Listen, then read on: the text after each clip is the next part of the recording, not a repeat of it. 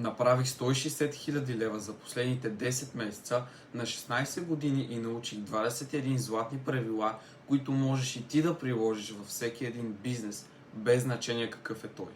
Здравей, аз съм Стефан Христов и преди 10 месеца започнах от нулата без никакъв предишен опит, като за това време успях да направя два успешни онлайн бизнеса, които до сега са ми генерирали над 160 000 лева. През това време научих няколко правила, които можеш и ти да приложиш във всеки един бизнес, дори те първа да започваш. Ако искаш да научиш тези 21 златни правила, гледай видеото до край, защото вече имам заснета лекция, в която споделям подробно за тях. Накрая на видеото съм ти подготвил и таен подарък. Няма да ти кажа какъв е, но съм сигурен, че ще ти хареса. А сега нека преминаваме към лекцията. Първото правило е: кажи какво имаш за аудиторията, а не какво правиш ти. Това е супер грешка, която почти всяка маркетингова агенция, включително без твоята. Жегувам се. Твоята го няма и това, защото нямате сайт, не че нещо. Повечето сайтове, дори може да си го направите това като експеримент, влизате на телефона, отидете в някаква маркетингова агенция и там пише: правиме Facebook реклами. Ма никой не му пука какво правиш. За всеки му пука какво мога да му помогнеш. А именно тези реклами ще ти помогнат с това да увеличиш клиентите си, да запълниш графика си за 2 месеца напред. Еквивалентно на никой не му пука за тебе. Това правило е, може би, едно от най-важните, което повечето хора не осъзнават. Второто е: говорете на езика на аудиторията, дори да е граматически неправилно. Много хора тук ще кажат в коментарите: ама яко хейт. Това не пише правилно, това не пише правилно. А всъщност, ако сгрешите дори първата дума в някой текст, в някоя копи, най-интересното, че има повече хейт, повече ангажираност, ама Фейсбук това не го знае, че е хейт. Той директно ще бусне рекламата още повече. Хората нека си хейтат, другите пак ще купат. Третото е: заглавието 80% от копирайтинга. Ако потребителя не отиде надолу, няма нищо значение, защото той ще излезе от страницата и какво? Пак няма да се направи продажбата. Така че 80% от копирайтинга е в заглавието и няма нищо по-силно от него. Затова то е най-важното нещо. Заглавието има за цел да накара потребителя да чете първото изречение. Първото да го накара да чете второто. И така в последователност. Всяко заглавие, ето затова са тези трите точки, които слагам винаги. Да се накара да чете следващото изречение. Заглавието, главното ти заглавие, защото имаш първо аудиторията, ако си еди кой си, това е за теб, точка. После имаш заглавието: направи 2 пъти повече продажби, като имаш 2 пъти по-малко клиенти. Тук няма как да сложиш 3 точки. И затова може да се продължи в скобки отдолу, без еди какво си, точка. Така че може и така. Не е нужно навсякъде да има 3 точки. Петото правило е: първо са ползите, после са функциите. Петото правило е: ползи срещу функции. И ползата винаги трябва да е първото нещо. Знаете ли какво е полза и функция? Ползата е какво прави функцията за тебе, т.е. какъв резултат постигаш. Нещо такова може би. Добре. Какво мислиш? Аз мисля, че функцията е функция на продукта, да кажем. Ако един продукт има функцията да продава, каква е ползата от продажбата е съвсем друго нещо свързано с това. Аз така го виждам. Добре. Аз имам микрофон. Да, може би също така всеки един продукт или всеко нещо има някакси като физическа, примерно колата има колко си коня, обаче това му е едно като функцията, а ползата е, че примерно мога да караш много бързо. Тоест това е като резултат, който мога да постигнеш с тази функция. Точно така. Серия от 60 видеа, това е функцията, които ще ти помогнат да приложиш наученото на практика. И това е ползата. И винаги не трябва да е така. Трябва да е обратното. Приложи наученото на практика благодарение на серията от 60 видеа.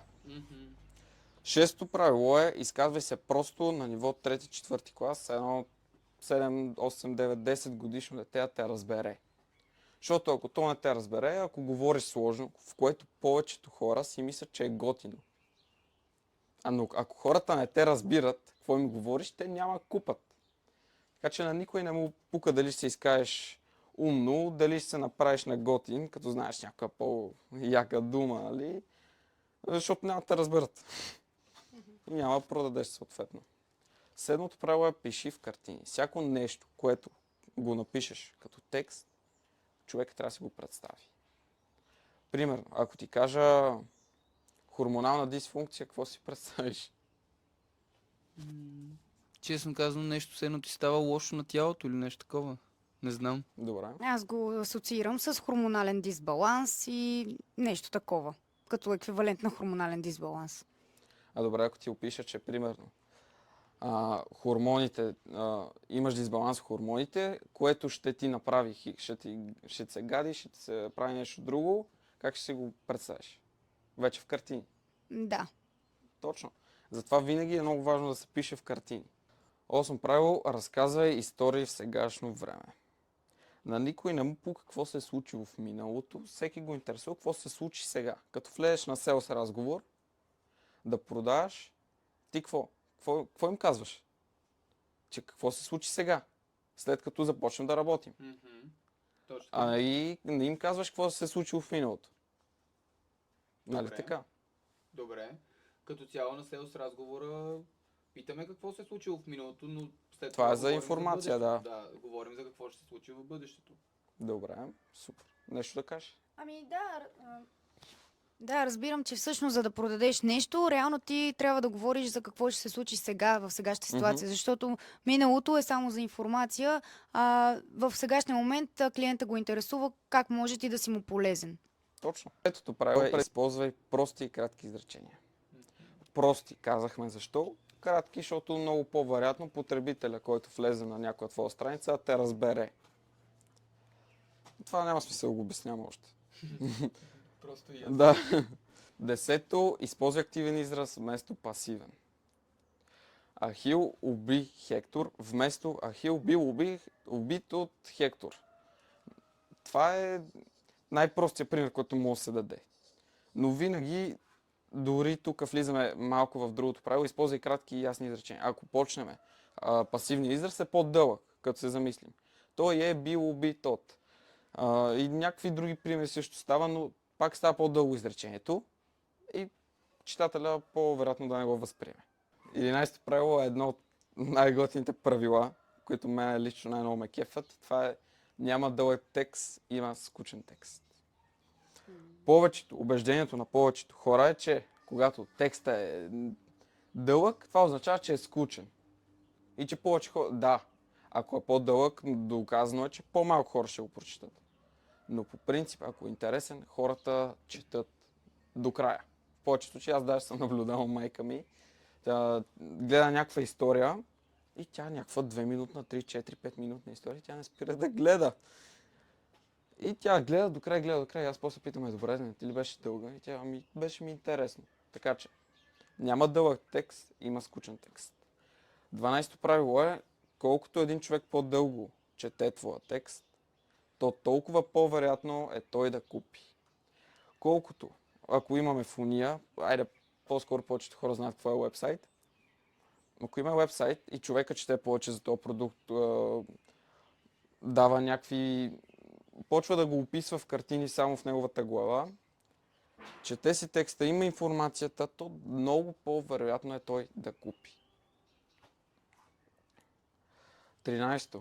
Добрата оферта е по-могъща от добрия копирайтинг.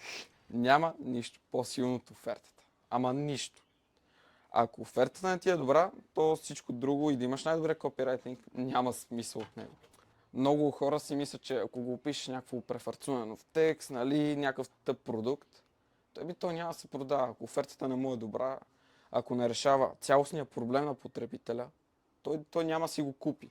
Колкото по-добра оферта, толкова по-вероятно човека, който е да купи. 14. Трябва да има само едно голямо обещание, а не смеска от няколко малки такива.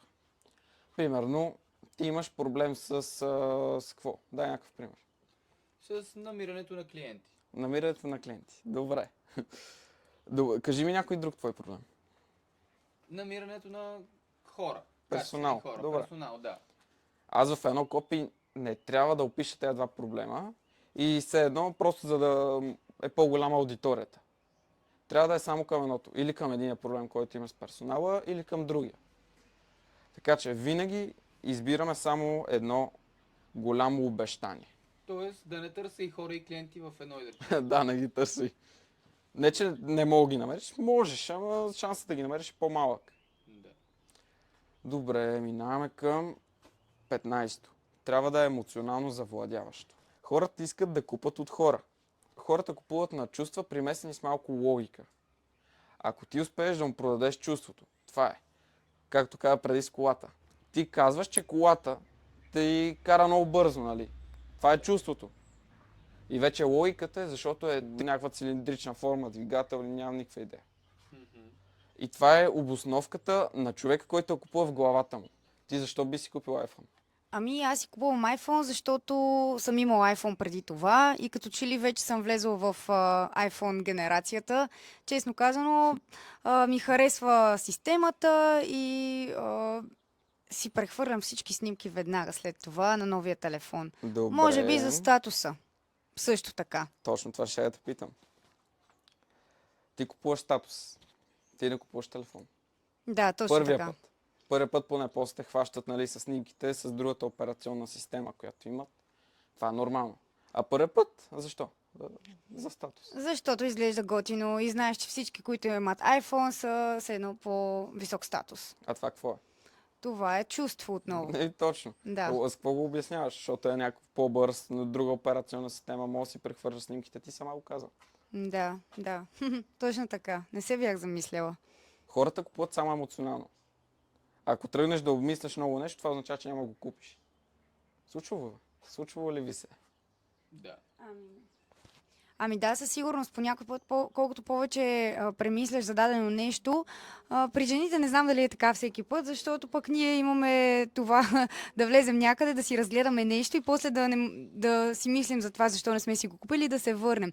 Но при мъжете, може би е по друг начин. Аз мисля, че всеки, който иска да си купи нещо, в крайна сметка го купува, а дали ще вземе повече информация, зависи от това до каква степен иска да се информира. Какво мислиш ти? Ами, мисля, че решенията се базират, да, тръгва се от емоцията. Сега наскоро нещо, което бях видял е как Rolls-Royce си продават колите от гледна точка, че има нещо, което се нарича емоционална поръчка, както е примерно в онлайн, можеш да продаваш неща Същото, за да. 40, 30, 40, 50 лева, има някаква граница, където нещата са емоционални поръчки.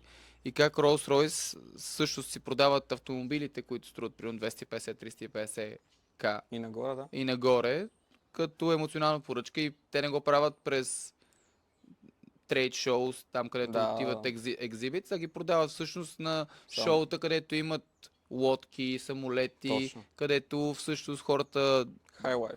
да пазаруват примерно неща за 2, 3, 10, 15 милиона и една кола за 250 кати е като емоционална поръчка. И точно за това. Високото те го свързват с висока поръчка, 15 милиона. А като кажеш 250 хиляди, как ти звучи? Милион хиляди, много по-малко е. И затова има много по-скъпи неща, да се чувстват ниски като го купат. Трябва да съдържа уникален механизъм. Това е 16-то правило. Ако ти... Въпрос, а трябва ли да съдържа добра оферта и уникален механизъм или може и само добра оферта? И двете. И двете, задължително са и двете. Уникалният механизъм е много добре да го има. Като ъгъл. Като имаш конкуренция, разбира се. А ако нямаш конкуренция, може да се изключи. Защото ти с козметик правиш някаква процедура на клиента. Ако той е с еднакви машини навсякъде, защо да идеш при този човек, освен ако нямаш емоционална връзка? Което опира пак до едно правило. Няма смисъл. Но ако има някаква по-специална терапия, с някаква по-специална машина, то ти може да избереш него, защото е по-специално, по-готино е и буквално уникален механизъм. Има нещо, което ти докарва същия резултат по уникален начин, което хората търсят. Сега се сетих даже за като казваше козметици, като говоря с различни козметици и примерно хора, които използват лазери. Има някакви лазери, които не могат да се използват през лятото, нали? И обаче вече има някакви нови лазери, които могат и през лятото да се използват без да имаш проблем, което това пак е, може би, уникален механизъм, не знам. Така ли е? Или не В точно? един вид е да. В един вид има го и това. Значи тук да разбираме уникален механизъм като функция на самия продукт, която е уникална само за Точно. теб, а конкуренцията няма. И в този Да. смисъл ние трябва да кажем ползата от тази функция, като наблегнем на тази функция само в копито ни, така ли? Да. Добре. То уникалният механизъм се пише под главното заглавие, което те завладява емоционално, нали? И всичките правила, които изредихме. То се пише малко долу по метода, по функцията на... Това са някакви примери. Метода на златното сечение. Примерно.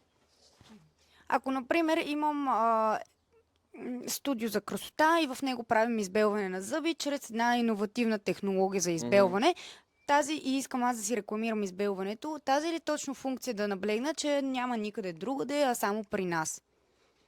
Какво е по-специалното, освен че няма при вас? Ами, че, например, в лекарските кабинети тази функция, че това избелване не става по традиционния метод за избелване, Да. а става за 1 час с специално гелче и така нататък. Да, това е уникален механизъм.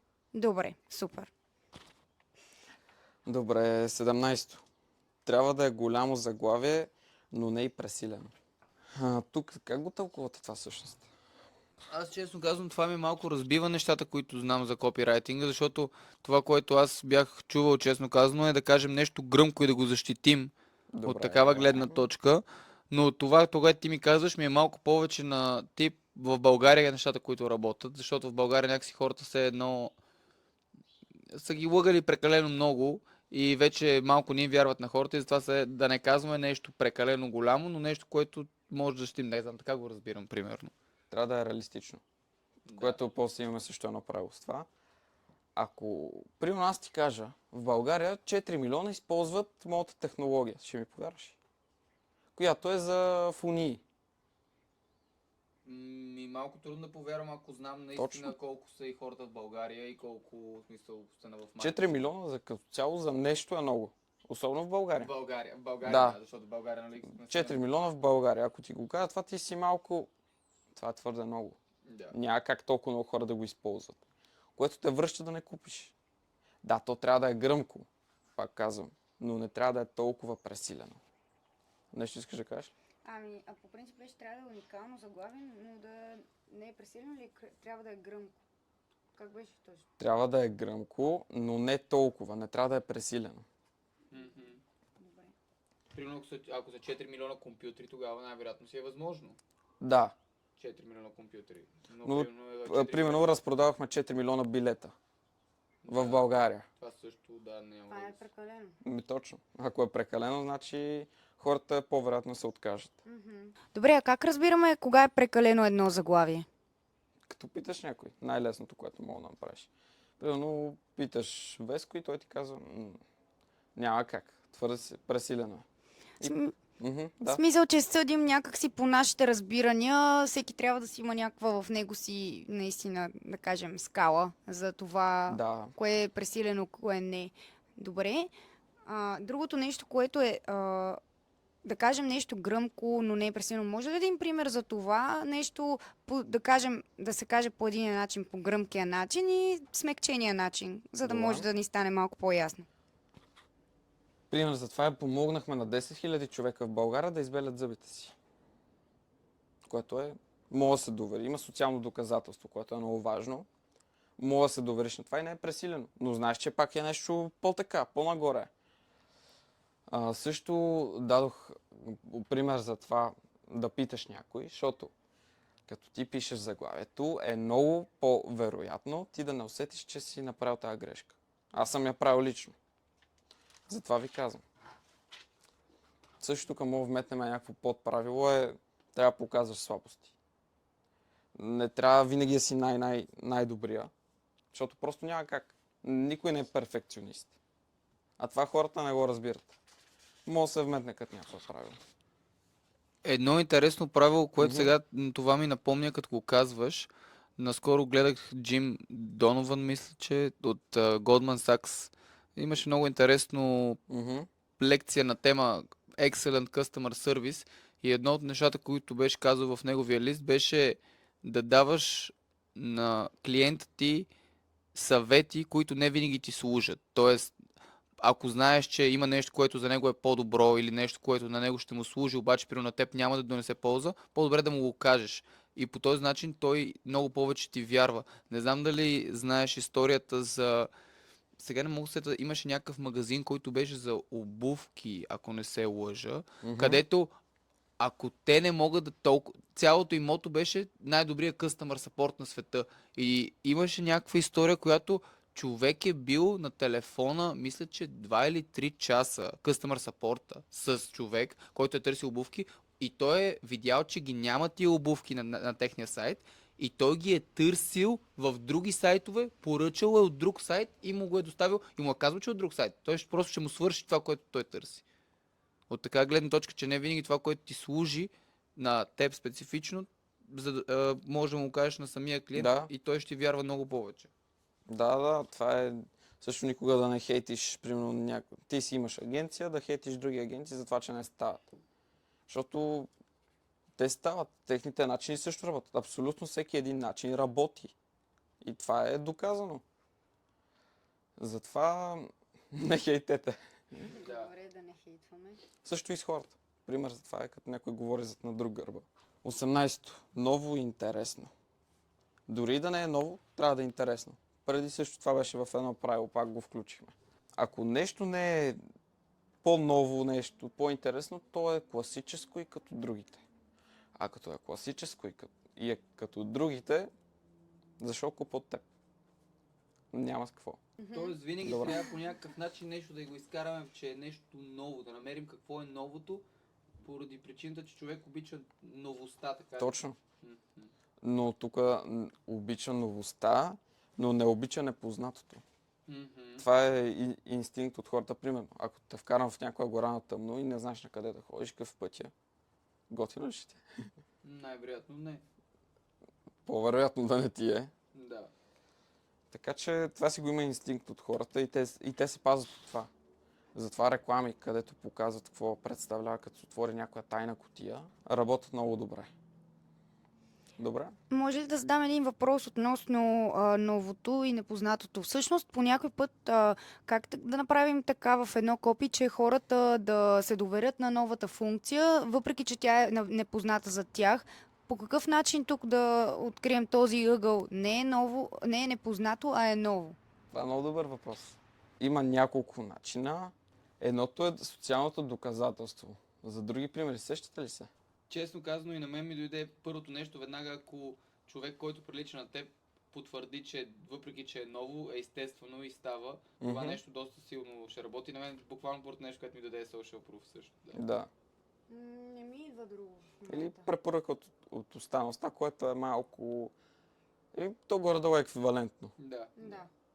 19 правило, моментален интерес или на английски instant appeal. Това е много важно, защото ако задържиш вниманието, той повече ще чете копито ти, колкото повече чете копито ти, толкова по-вероятно е то да купи. Това е верижна реакция от доста правила, може би от 2 или 3, които казахме преди това.